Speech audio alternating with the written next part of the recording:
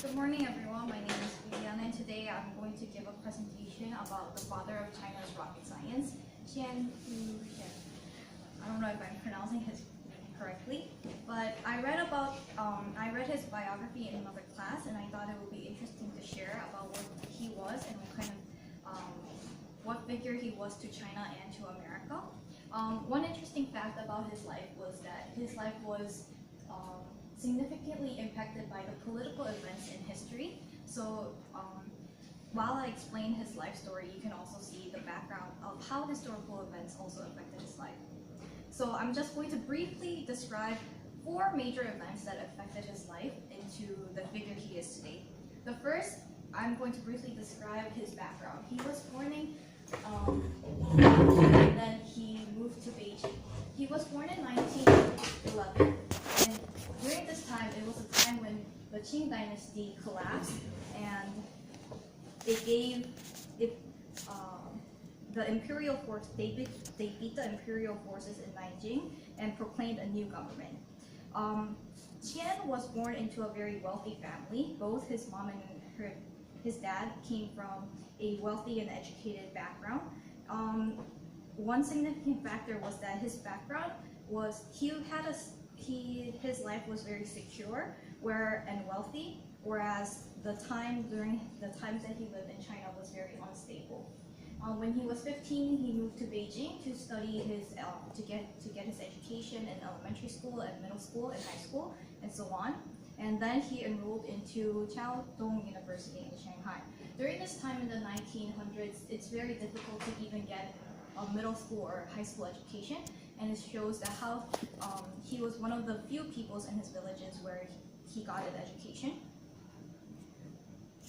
Okay, so if you guys all know the Boxer Rebellion, one reason why he was affected by this rebellion was because as the United States, there's a scholarship called the Boxer Rebellion Scholarship, and it was people would describe it that it was born out of turmoil and war. When Theodore Roosevelt, the administration, learned that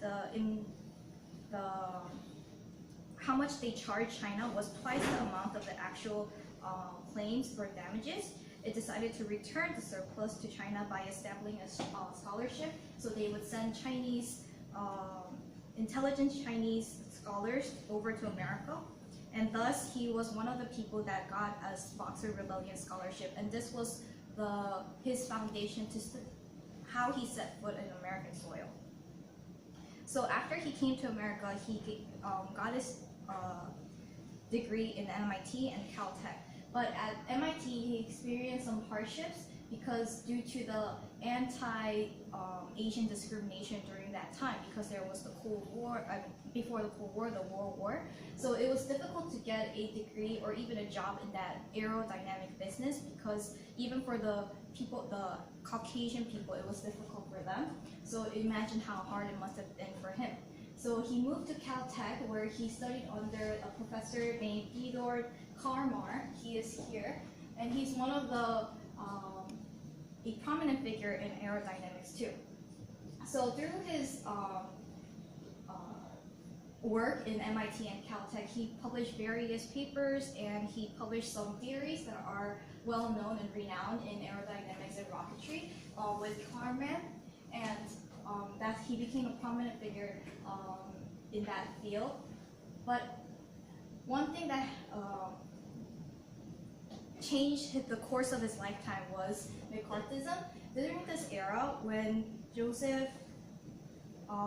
when Senator Joseph McCarthy, eager to boost his chances for re-election, it condemned the Department of State as being infested with communists. And during this time, the United States, they went on a witch hunt for communists and destroyed hundreds of careers in the government and in the government field, academia, and industry. And during this time, it was when Tian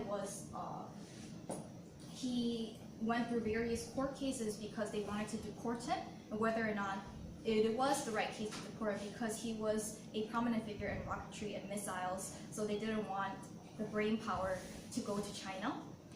But through various tedious years of courts and being trapped in his own home, he decided to go to China, and that's where he began his career as a scientist in China. And when he came to China, he was welcomed as a hero because he was one of the few people that came back to China during this time.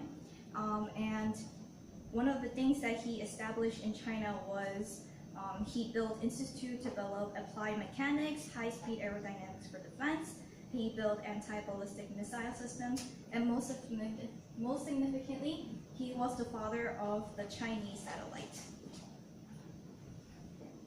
So next time you hear the name Qian Huqian, I want you to remember that he is called the father of China's rocket science, and thank you.